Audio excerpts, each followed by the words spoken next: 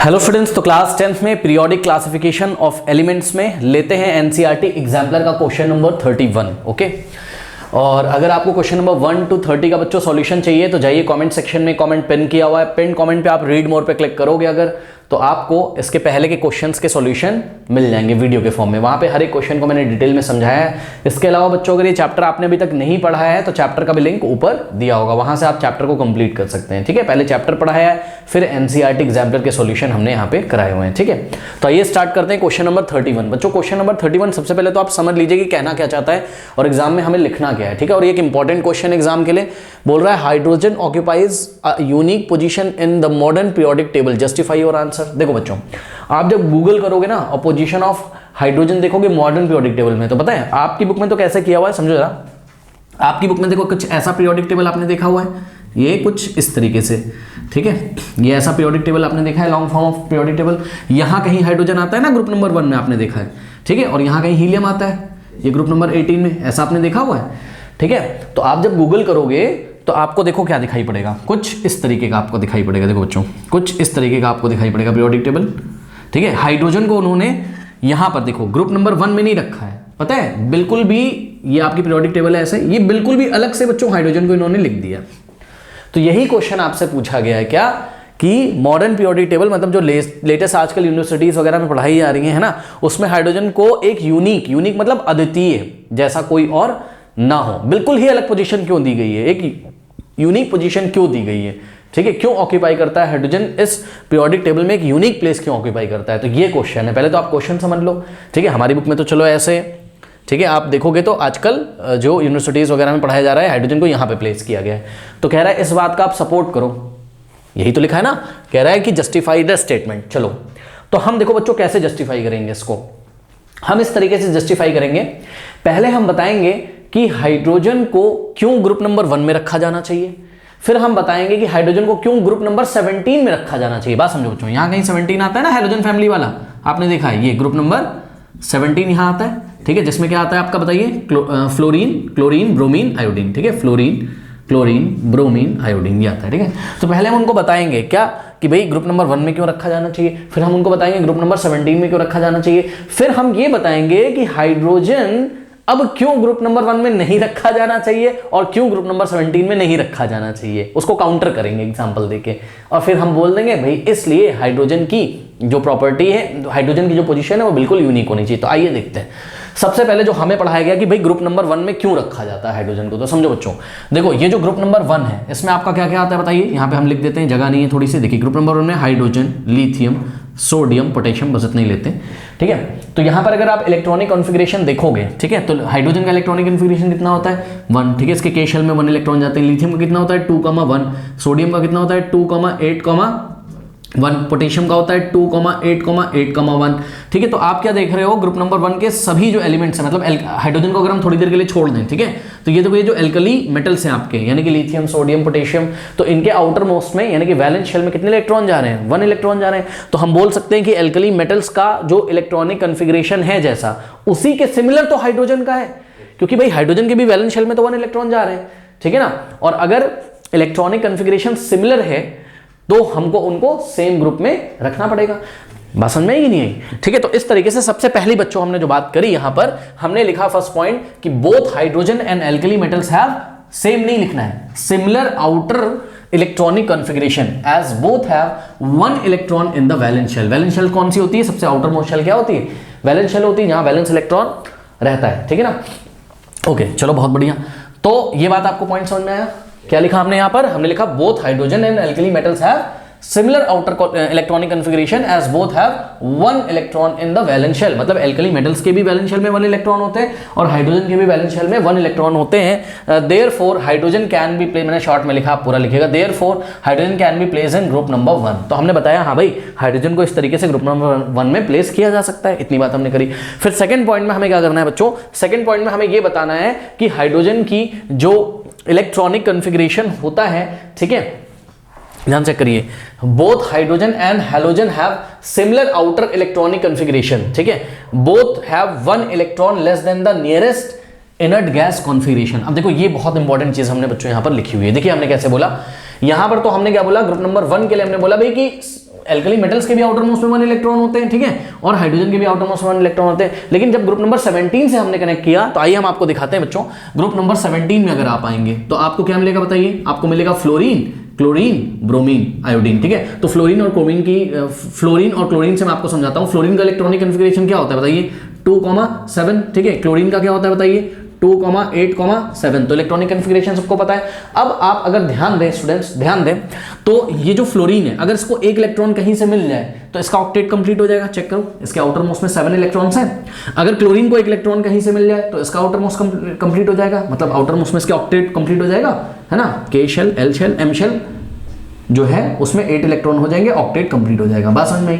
तो बच्चों देखिए, फ्लोरीन और क्लोरीन 1 इलेक्ट्रॉन लेके कर क्या रहा है, तो ध्यान से चेक करो बच्चों। फ्लोरीन अगर 1 इलेक्ट्रॉन ले ले तो ये F- हो जाएगा, ऐसे इस पे माइनस चार्ज आ जाएगा, ये फ्लोराइड आयन बन जाएगा और ये क्लोराइड आयन बन जाएगा। बन जाएगा कि नहीं बन जाएगा? अब हम यहाँ क्या लिखेंगे 8 और यहाँ क्या लिखेंगे 8। खास चेक करो बच्चों, फ्लोरीन ने अपनी नियरेस्ट नोबल गैस नियॉन का इलेक्ट्रॉनिक कॉन्फ़िगरेशन गेन कर लिया, क्योंकि नियॉन का इलेक्ट्रॉनिक कॉन्फ़िगरेशन क्या होता है 2,8। तो फ्लोरीन कैसा बिहेव करने लगेगा, नियॉन के इलेक्ट्रॉनिक कॉन्फ़िगरेशन जैसा, और क्लोरीन कैसा बिहेव करने लगेगा, ऑर्गन जैसा। भाई क्लोरीन का नियरेस्ट नोबल गैस कौन सा है? हर एक एलिमेंट चाहता है ना कि वो नियरेस्ट नोबल गैस के जैसा इलेक्ट्रॉनिक कॉन्फ़िगरेशन गेन कर ले ताकि स्टेबल हो जाए, ठीक है ना। तो चेक करो, ये हो गया आपका ऑर्गन जैसा, क्योंकि ऑर्गन का इलेक्ट्रॉनिक कॉन्फ़िगरेशन क्या होता है 2,8,8। तो बात समझो जरा भाई। एक बात बताओ बच्चों, आपने पढ़ा है कि हीलियम के आउटर मोस्ट में कितने इलेक्ट्रॉन होते हैं 2।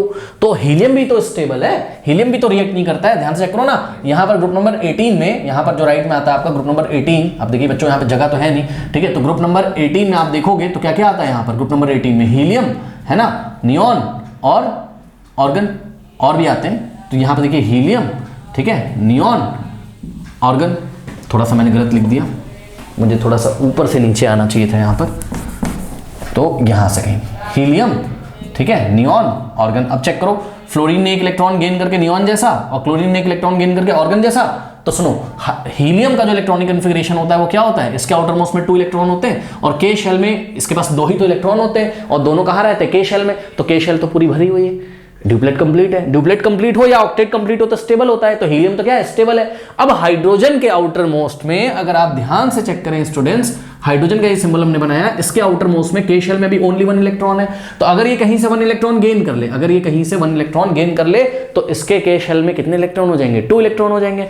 बात समझ में आएगी नहीं? तो ये भी तो अपना ड्यूप्लेट कंप्लीट कर लेगा, और कैसा बिहेव करेगा, नियरेस्ट गैस, अपनी नियरेस्ट इनर्ट गैस हीलियम जैसा बिहेव करेगा कि नहीं करेगा, तो स्टेबल हो जाएगा कि नहीं हो जाएगा। तो सुनो मेरी बात ध्यान से, जैसे ये हैलोजेंस, ग्रुप नंबर 17 के एलिमेंट हैलोजन कहलाते हैं ना, तो जैसे ये halogens fluorine, chlorine, bromine 1 electron gain करके नियरेस्ट इनर्ट गैस का इलेक्ट्रॉनिक कॉन्फ़िगरेशन गेन कर रहे थे, ठीक उसी तरीके से हाइड्रोजन ने भी क्या किया, 1 इलेक्ट्रॉन कहीं से गेन करना चाहता है, वो 1 इलेक्ट्रॉन कहीं से गेन कर लेगा और हीलियम जैसा बिहेव करेगा, क्योंकि उसका ड्यूप्लेट कंप्लीट हो जाएगा, उसके K शेल में 2 इलेक्ट्रॉन कंप्लीट हो जाएंगे।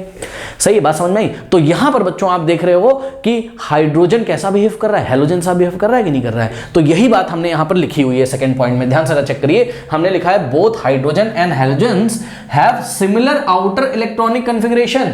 सिमिलर आउटर इलेक्ट्रॉनिक कॉन्फ़िगरेशन हमने क्यों बोला, हमने इसलिए इस बार बोल दिया क्योंकि अभी देखो हाइड्रोजन के आउटर मोस्ट में 1 है और इन लोगों के आउटर मोस्ट में कितने होते हैं, फ्लोरीन क्लोरीन के 7 होते हैं। 1 गेन करेगा तो ऑक्टेट कंप्लीट होगा, 7 होते हैं। हाइड्रोजन के अभी 1 है, मैच नहीं कर रहा, 1 और 7 एक जैसा नहीं है, लेकिन आदत क्या है इन लोग की, सेम है, गेन करना, 1 इलेक्ट्रॉन गेन करना और नियरेस्ट नोबल गैस जैसा इलेक्ट्रॉनिक कॉन्फ़िगरेशन अचीव करना। तो यही बात हमने यहां ब्रैकेट में लिखी है, क्या both have 1 electron less than the nearest inert gas configuration। सबके पास नियरेस्ट जो इनर्ट गैस है उससे 1 इलेक्ट्रॉन कम है, तो 1 इलेक्ट्रॉन गेन करके क्या कर सकता है, अपना ऑक्टेट या ड्यूप्लेट कंप्लीट कर सकते हैं। हैलोजन अपना ऑक्टेट कंप्लीट करेंगे, हाइड्रोजन अपना ड्यूप्लेट कंप्लीट करेगा, है ना। Therefore hydrogen can also be placed in the group number 17। इस तरीके से हाइड्रोजन की जो बच्चों प्रॉपर्टी है वो हैलोजन से भी मैच करती, तो उसको ग्रुप नंबर 17 में भी रखा जा सकता है।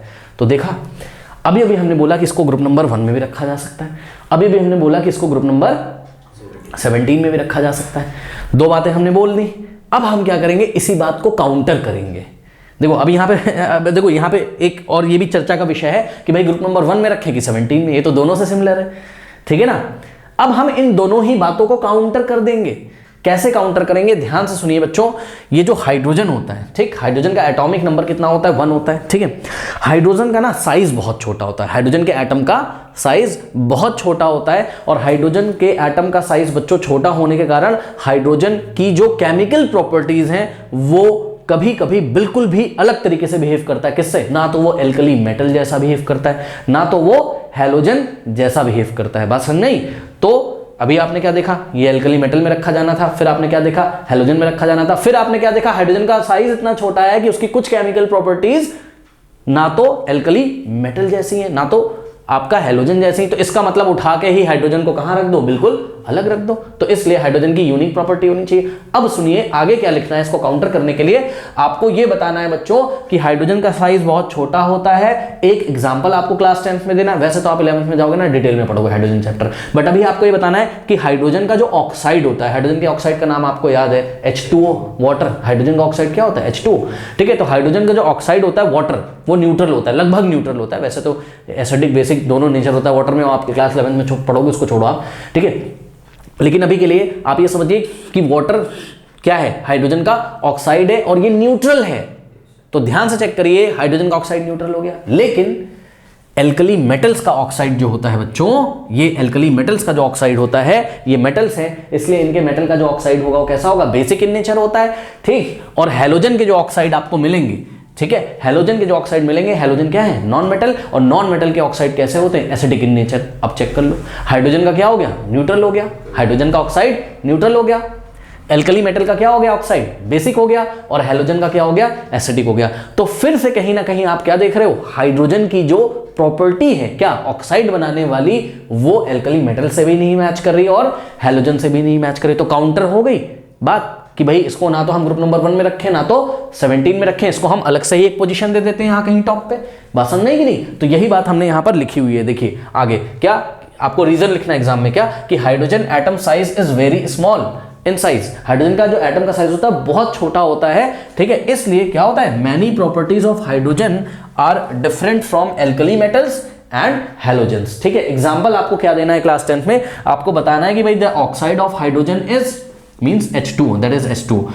Oxide of hydrogen, that is H2O, is neutral, but the oxides of alkali metals के बच्चों एक दो ऑक्साइड के नाम लिख दीजिएगा, जैसे कि sodium oxide Na2O, potassium oxide K2O etc. Are basic, while those of halogens means halogen के ऑक्साइड, एक दो बच्चों हैलोजन के ऑक्साइड के नाम आप लोग याद कर लीजिए। मैं आपको बता दूं, Cl2O7, Br2O5, I2O5, इसमें से एक दो एग्जांपल आप कोई भी दीजिएगा। These oxides of halogen are acidic in nature. अब मेरे पास यहां पर जगह नहीं है, ठीक है। उसके बाद आप फाइनली क्या लिखेंगे, दीज ऑब्जर्वेशंस सपोर्ट्स, या दीज हाँ ये लिख दीजिएगा आप, these observation supports that hydrogen occupies a unique position in the modern periodic table. कोई डाउट है बताइए? तो इतना हम क्लास 10th में लिखेंगे, बाकी हम क्लास 11th में तो हाइड्रोजन नाम का चैप्टर ही है, तो मैंने आपको पढ़ाते हुए भी बताया था। तो इतनी बातें आपको एग्जाम में लिखनी है, ओके, कर लीजिए।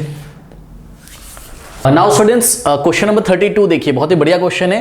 Right the formulae of chlorides, हाँ भाई ध्यान दें students, write the formulae of chlorides of ए का सिलिकॉन एंड ए का aluminium, the elements predicted by Mendeleev. Okay बच्चों, तो देखिए सॉल्यूशन कैसे करेंगे इसका, समझिए सभी बच्चे।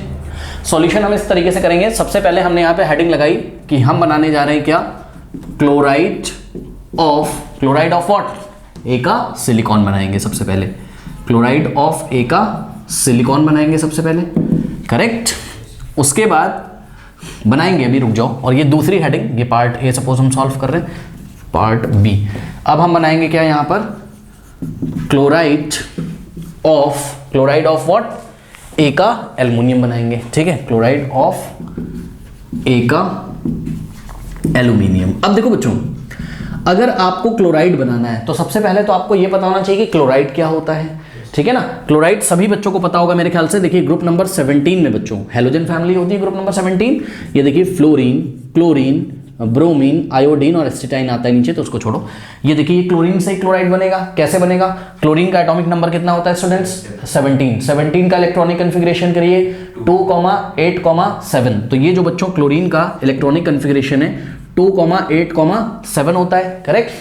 अब ये जो क्लोरीन है, ठीक है बच्चों, इसकी वैलेंसी कितनी है 1। वैलेंसी क्या होती है, कंबाइनिंग कैपेसिटी, मतलब जितने इलेक्ट्रॉन कहीं से ले ले किसी को दे दे, कोई एटम जितने इलेक्ट्रॉन ले ले किसी को दे दे या क्या करे, शेयर कर ले, क्या करने के लिए, स्टेबल बनने के लिए, अपना ऑक्टेट वगैरह कंप्लीट करने के लिए, ठीक है ना।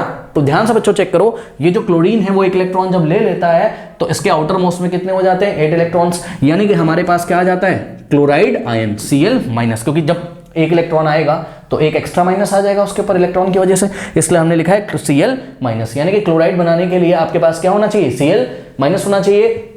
या फिर आप ये बोल सकते हो भाई क्लोरीन की वैलेंसी कितनी है 1।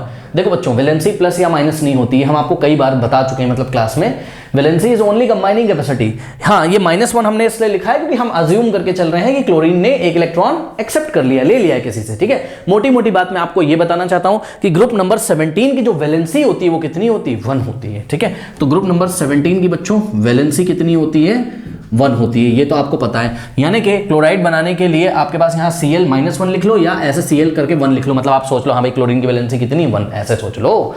चलो अब आगे बढ़ते हैं। देखो बच्चों आपको क्लोराइड बनाना है किसका, एका सिलिकॉन का। तो आपको मेंडलीफ ने जो प्रिडिक्ट किए थे आपके सिलेबस में 3 एलिमेंट्स जो दिए हुए हैं वो आपको याद होने चाहिए, हमने कई बार आपको एग्जाम्पल कराते हुए बताया। एका बोरॉन क्या होता था, स्कैंडियम। एका एल्युमिनियम क्या होता था, गैलियम। और एका सिलिकॉन क्या होता था, जर्मेनियम। यहां पे इन्होंने बात करी हुई बच्चों किसकी, एका सिलिकॉन की। तो आइए सबसे पहले हम लिख लेते हैं कि भाई एका सिलिकॉन क्या था, जर्मेनियम था। तो यहां हमने ब्रैकेट में बच्चों क्या लिख लिया, जर्मेनियम, ठीक है। उसके बाद यहां पे चेक करिए बच्चों एका एल्युमिनियम क्या था, बताइए। एका एल्युमिनियम क्या था आपका, गैलियम, Ga गैलियम, ओके। अब कैसे बनाए सर, क्लोराइड बनाना है, क्लोरीन की तो वैलेंसी हमें पता है। अब किसी तरीके से किसकी वैलेंसी पता चल जाए, जर्मेनियम की, और किसकी पता चल जाए हमें, गैलियम की। तो बच्चों एक बात मैं आपको बताना चाहता हूं, ये जो जर्मेनियम होता है, ठीक है ना, जर्मेनियम आता है आपका पीरियोडिक टेबल में ग्रुप नंबर 14 में। सभी ग्रुप्स हमने क्लास में आपको याद कराएं, इतना तो पता ही होना चाहिए। अब देखिए ग्रुप नंबर 14, जिन बच्चों को नहीं पता है, देखिए ग्रुप नंबर 14 कार्बन फैमिली होती है। देखिए कहें सीता जी सुनो प्रभु, कहें सीता जी सुनो प्रभु। कहें मतलब कार्बन, सीता मतलब सिलिकॉन, जी मतलब जर्मेनियम, Sn मतलब टिन और Pb मतलब लेड। और ग्रुप नंबर 14 की जो वैलेंसी होती है स्टूडेंट्स वो 4 होती है जनरली। नीचे के एलिमेंट्स की मैं बात नहीं कर रहा हूं, इसकी वैलेंसी चेंज होती है, आप क्लास 7 में पढ़ोगे, इसका ऑक्सीडेशन नंबर चेंज होता है, तो वो नहीं। अब आप ये शुरू के अगर 3 एलिमेंट्स की बात करेंगे बच्चों तो इनकी वैलेंसी आपको कितनी देखने को मिलती है, जनरली 4 देखने को मिलती है। तो ग्रुप नंबर 14 की बच्चों जो वैलेंसी होगी यहां पर वो कितनी होगी बताइए, 4 होगी। अब कुछ बच्चे बोलेंगे सर हमें समझ में नहीं आया कैसे होगी। अरे भाई तो आप एक काम करो ना, ये जो टॉप वाला मेंबर है ना कार्बन, इसकी वैलेंसी निकाल लो, उसी के सिमिलर सबकी वैलेंसी हो जाएगी लगभग, ठीक है ना। लगभग ऊपर के एलिमेंट्स की 2-3 एलिमेंट्स की तो हो ही जाएगी। अब देखिए कार्बन का एटॉमिक नंबर आप लोगों को याद है कितना होता है 6। तो 6 का बच्चों इलेक्ट्रॉनिक कॉन्फ़िगरेशन क्या होता है बताइए 2,4। अब चेक करो यहाँ पे देखिए कार्बन के आउटर मोस्ट में कितने इलेक्ट्रॉन है 4, ठीक है। तो इसको अपना ऑक्टेट कंप्लीट करने के लिए 4 इलेक्ट्रॉन या तो किसी से ले लेगा और या तो 4 इलेक्ट्रॉन शेयर करेगा। वैसे आपको पता है कि कार्बन शेयर करता है, कोवेलेंट बॉन्ड बनाता है। तो यहां पर बच्चों कार्बन 4 इलेक्ट्रॉन क्योंकि शेयर करेगा इसलिए कार्बन की वैलेंसी कितनी है 4 है। तो ग्रुप, वैसे तो हमने क्लास में आपको वैलेंसी निकालना सिखाया है कि ग्रुप की वैलेंसी कैसे निकालते हैं इसी चैप्टर में, प्लीज चैप्टर फॉलो करें। फिर भी यहां मैं ट्रिक से बता रहा हूं कि भाई अगर कार्बन की वैलेंसी 4 है तो जर्मेनियम की वैलेंसी कितनी है 4 है, क्या दिक्कत है, ठीक है। तो अब टेंशन है नहीं कुछ, तो ध्यान से चेक करो बच्चों। यहां पर हमने क्या लिखा, यहां पर हमने देखिए जर्मेनियम लिखा, जर्मेनियम की वैलेंसी कितनी है बताइए 4 है, वैलेंसी प्लस या माइनस नहीं होती, सिंपली ऐसे लिख दो अपने समझने के लिए, ठीक है। और क्लोरीन की वैलेंसी कितनी होती 1, valency is only combining capacity की जितने इलेक्ट्रॉन ले ले, दे दे या क्या करे शेयर करे। तो क्लोरीन क्या करना चाहता है 1 इलेक्ट्रॉन लेना या फिर शेयर करना चाहता है, और जर्मेनियम क्या करना चाहता है, जर्मेनियम की वैलेंसी कार्बन जैसी होगी 4, तो जर्मेनियम भी 4 इलेक्ट्रॉन या तो लेना या तो शेयर करना चाहता होगा, ठीक है। तो ये देखिए जर्मेनियम पे हमने क्या लिखा 4 और क्लोरीन पे हमने 1 लिखा, ठीक है बच्चों। ये 4 जाएगा इधर और ये 1 आएगा इधर। तो बताइए फॉर्मूला क्या बन जाएगा स्टूडेंट्स, फॉर्मूला बन जाएगा जर्मेनियम के नीचे 1 लिखेंगे और Cl के नीचे कितना लिखेंगे 4। 1 तो लिखा नहीं जाता है इसलिए 1 को हम हटा देंगे। तो जर्मेनियम क्लोराइड का फॉर्मूला आपका क्या बन जाएगा GeCl4, जिसको हम जर्मेनियम टेट्राक्लोराइड बोलेंगे, ठीक उसी तरीके से जैसे कार्बन टेट्राक्लोराइड बनता था CCl4, ओके। तो यहां पर ये सब तो था रफ वर्क का काम बच्चों, ये सब हमें एग्जाम में दिखाना नहीं है, हमें सीधे आंसर देना था। तो जर्मेनियम टेट्राक्लोराइड, बताइए कोई डाउट है। अब आ जाइए बच्चों पार्ट बी पे, हमें क्लोराइड बनाना है किसका, एका एल्युमिनियम का, यानी कि किसका बनाना है गैलियम का। तो आपको वैलेंसी पता होनी चाहिए किसकी, गैलियम की। अब सर गैलियम की वैलेंसी कैसे पता करें, आप मॉडर्न पीरियोडिक टेबल आपने पढ़ा हुआ है, गैलियम कहाँ आता है, ग्रुप नंबर 13 में आता है मेरे ख्याल से, है ना। आइए जरा ग्रुप नंबर 13 को बच्चों फटाफट बना लेते हैं। और आप लोग को तो पता ही है ग्रुप नंबर 13 की वैलेंसी कितनी होती है, 3 होती है। 13 में से 10 माइनस कर दो, वैलेंसी आ जाएगी। 14 में से 10 माइनस कर दो, वैलेंसी आ जाएगी, ठीक है ना। तो सब कुछ क्लास में हमने आपको पढ़ाया हुआ है। अब आते हैं हम लोग बच्चों ग्रुप नंबर 13 पे। तो आ जाइए ग्रुप नंबर 13 पे। ग्रुप नंबर 13 क्या होता था, बैंगन आलू गाजर इन थैली, याद है आपको, बैंगन आलू गाजर इन थैली, ठीक है। Boron, aluminium, gallium, indium, thallium, ठीक है। ये नीचे के एलिमेंट्स बच्चों शायद थोड़ा सा अलग से बिहेव करें, लेकिन ये ऊपर के एलिमेंट लगभग, अच्छा जो सबसे टॉप मेंबर होता है वो भी थोड़ा अलग बिहेव करता है बहरहाल। लेकिन अकॉर्डिंगली क्लास 10th अगर आपको ग्रुप नंबर 13 बताया तो 13 में से आप 10 माइनस कर दीजिए, इसकी वैलेंसी कितनी आ जाएगी, 3, यानी कि गैलियम की वैलेंसी कितनी है, 3। फिर भी बच्चे अगर नहीं समझ पा रहे हैं तो कोई टेंशन है नहीं, मैं आपको बता दूं एल्युमिनियम के बारे में तो नॉलेज है आपको। एल्युमिनियम का एटॉमिक नंबर कितना होता है, 13 होता है। तो 13 का इलेक्ट्रॉनिक कन्फिग्रेशन क्या हो जाएगा, 283। तो आप क्लियरली देख रहे हो कि एल्युमिनियम 3 इलेक्ट्रॉन क्या करेगा, निकाल देगा, किसी को दे देगा। इसलिए एल्युमिनियम की कंबाइनिंग कैपेसिटी कितनी है, 3 है, ठीक है। जितने इलेक्ट्रॉन दे दे, ले ले या क्या करे, शेयर करे, वही उसका क्या होता है, वैलेंसी होता है। तो एल्युमिनियम का बच्चों वैलेंसी अगर 3 है तो गैलियम का भी वैलेंसी कितना हो जाएगा, 3। सेम ग्रुप में जो एलिमेंट्स आ रहे हैं उनकी वैलेंसी लगभग कितनी होती है, सिमिलर होती है, ठीक है। तो यहां से आपने गेस लगा के बता दिया कि हाँ भाई गैलियम की सर वैलेंसी कितनी हो जाएगी, 3 हो जाएगी। और अभी अभी आपने देखा था बच्चों क्लोरीन की वैलेंसी कितनी होती है, 1 होती है।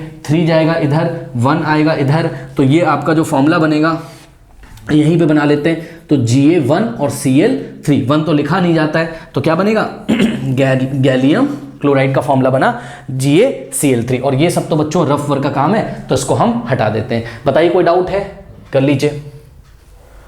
Question number 33, the elements A, B, C have 3, 4, 2 electrons respectively in their outermost shell. अब ध्यान दें स्टूडेंट्स, देखिए एलिमेंट A है ना। अब इसके अंदर जो भी शेल्स होंगे वो हमें नहीं पता, लेकिन आउटर मोस्ट शेल में कितने इलेक्ट्रॉन है, 3 इलेक्ट्रॉन है, करेक्ट। और ये एलिमेंट B है, इसमें इनर में कितने शेल होंगे वो हमें नहीं पता, लेकिन आउटर मोस्ट में कितने इलेक्ट्रॉन है इसमें बच्चों, 1, 2, 3, 4 इलेक्ट्रॉन है, ठीक है। इसी तरीके से जो C एलिमेंट है, अब अंदर कितने शेल है वो हमें नहीं पता, लेकिन आउटर मोस्ट में कितने इलेक्ट्रॉन है आउटर मोस्ट शेल में। अब अंदर कितने शेल है वो छोड़ो आप, आउटर मोस्ट शेल में कितने इलेक्ट्रॉन है, 2 इलेक्ट्रॉन है, ठीक है। कह रहा है कि in their outer most shall give the group number to which they belong in the modern periodic table, also give their valencies, ठीक है। एक तो आपको इनका ग्रुप नंबर बताना है, ऊपर से इनकी वैलेंसीज भी बतानी। तो सुनो बच्चों, पहले आओ ग्रुप नंबर बताते हैं। सुनो, ग्रुप नंबर बताने के लिए आपको रूल क्या बताया था, आपको क्या चेक करना होता है, वैलेंस इलेक्ट्रॉन। वैलेंस इलेक्ट्रॉन मतलब जो आउटर मोस्ट शेल में इलेक्ट्रॉन रहते हैं उनको ही हम क्या बोलते हैं, वैलेंस इलेक्ट्रॉन। तो जब वैलेंस इलेक्ट्रॉन, ग्रुप नंबर बताने का बच्चों रूल क्या था बताइए, जब आपका वैलेंस इलेक्ट्रॉन्स तो पता है ना, आउटर मोस्ट शेल में जो इलेक्ट्रॉन है, जब आपके वैलेंस इलेक्ट्रॉन 1 या अप टू 1 और 2 हो, या अप टू 2 हो, 1 और 2 हो, तो आपका ग्रुप नंबर, अगर वैलेंस इलेक्ट्रॉन 1 है तो ग्रुप नंबर भी क्या हो जाता है, 1। अगर आपका वैलेंस इलेक्ट्रॉन 2 है तो ग्रुप नंबर भी क्या हो जाता है, ग्रुप नंबर भी क्या हो जाता है आपका, 2 ही हो जाता है। लेकिन अगर आपके वैलेंस इलेक्ट्रॉन मोर देन 2 हो, वैलेंस इलेक्ट्रॉन्स अगर आपके कितने हो, मोर देन 2 हो, यानी कि आउटर मोस्ट में अगर 2 से ज्यादा इलेक्ट्रॉन हो, जैसे 3 हो, तो हम 10 ऐड कर देते हैं।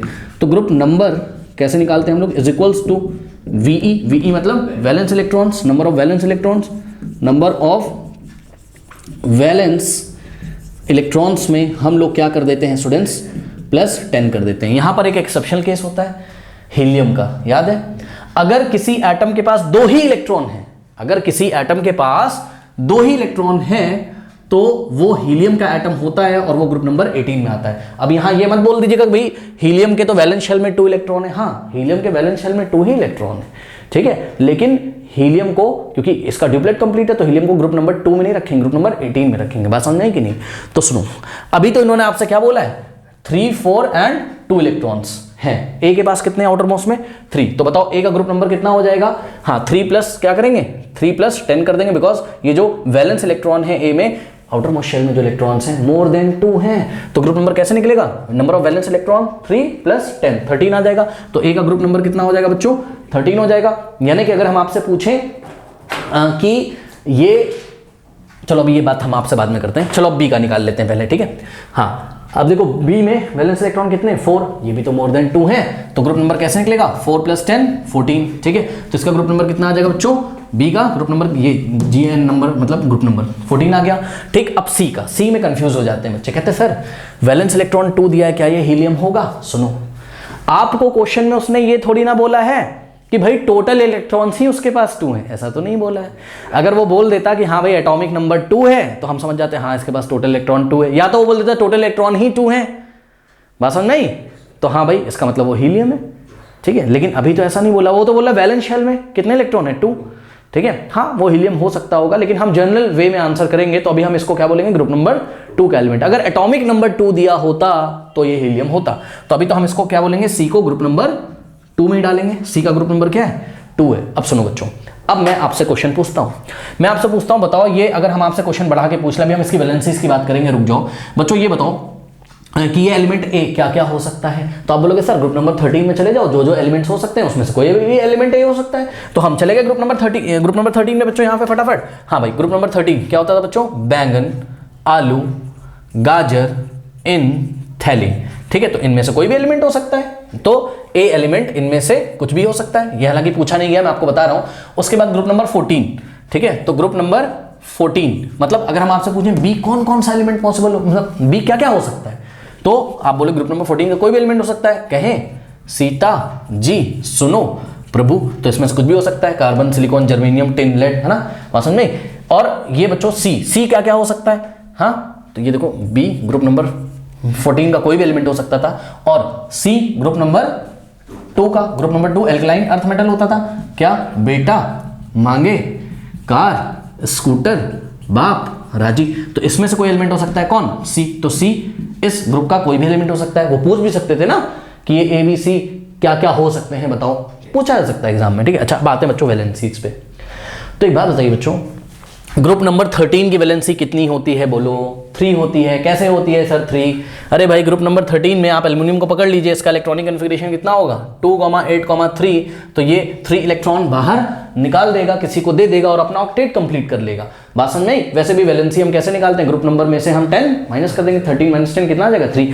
ठीक है। तो जो एलिमेंट ए है, क्योंकि वो ग्रुप नंबर 13 में आता है, तो उसकी वैलेंसी कितनी हो जाएगी 3। और वैसे भी आपको पता चल रहा है अगर आउटर मोस्ट में उसके 3 इलेक्ट्रॉन्स हैं तो जरूर अंदर ऑक्टेट कंप्लीट हो गया होगा, तभी तो बाहर 3 गए। तो इन्हीं 3 इलेक्ट्रॉन्स को अगर वो निकाल दे तो उसका ऑक्टेट कंप्लीट हो जाएगा। तो जितने इलेक्ट्रॉन लूज कर दे, जितने गेन कर दे, या जितने क्या करे शेयर करे, वही उसकी वैलेंसी होती है। तो इसलिए वैलेंसी कितनी आ गई 3 आ गई, ठीक है। अब बच्चों बी को देखो जरा, ठीक है। तो बी के आउटर मोस्ट में कितने इलेक्ट्रॉन्स हैं 4, और वैसे भी ग्रुप नंबर 14 में आ रहा है, ग्रुप नंबर 14 में वैलेंसी कितनी होती है 4 होती है। जैसे कार्बन 4 इलेक्ट्रॉन शेयर करता है ना कहीं से, ठीक है। तो यहाँ पे वैलेंसी कितनी हो जाएगी 4। और वैसे भी आपको सोचना चाहिए था अगर बी के आउटर मोस्ट में कितने आ रहे हैं 4, तो जरूर अंदर ऑक्टेट कंप्लीट हो गया होगा। इसका मतलब इसको ऑक्टेट कंप्लीट करने के लिए 4 इलेक्ट्रॉन्स की जरूरत है। तो या तो लेगा किसी से, या तो क्या करेगा शेयर करेगा। वैसे तो ग्रुप नंबर 14 में शेयरिंग ही करते हैं, आपको पता है, ठीक है। तो वैलेंसी इसकी कितनी हो गई 4। अब सी की वैलेंसी कितनी हो जाएगी बच्चों 2 हो जाएगी। कैसे, ग्रुप नंबर 2 की वैलेंसी 2 होती है, आपको पता है। और वैसे भी आप चेक कर सकते हो, जैसे मैग्नीशियम का इलेक्ट्रॉनिक कॉन्फ़िगरेशन आपको पता है 282 होता है, तो ये 2 इलेक्ट्रॉन निकाल देता है ना, मेटल है ना, 2 इलेक्ट्रॉन लूज कर देगा और अपना ऑक्टेट कंप्लीट कर लेगा। इसलिए ये जो सी एलिमेंट है इसकी वैलेंसी कितनी हो गई 2 हो गई। कोई डाउट है तो इस तरीके से हम इसका आंसर करेंगे। ओके बच्चों, तो इसको आप कर लीजिए। हाँ नाउ स्टूडेंट्स, क्वेश्चन नंबर 34 का जो सॉल्यूशन है वो एंड स्क्रीन पे आ रहा होगा, और जाते जाते जो कमेंट सेक्शन में पिन कमेंट है उसको चेक करना ना भूलें। पिन कमेंट पे रीड मोर पे क्लिक करें, पूरा सिलेबस खुल के आ जाएगा। अगर आपके किसी भी चैप्टर के कॉन्सेप्ट नहीं क्लियर है तो आप वहां से जाके उसको अच्छी तरीके से कवर कर सकते हैं, टाइमली अपने सिलेबस को कंप्लीट कर सकते हैं। ठीक है बच्चों, चलिए फिर मिलते हैं नेक्स्ट वीडियो में, तब तक के लिए पढ़ते रहिए, बढ़ते रहिए, ऑल द बेस्ट।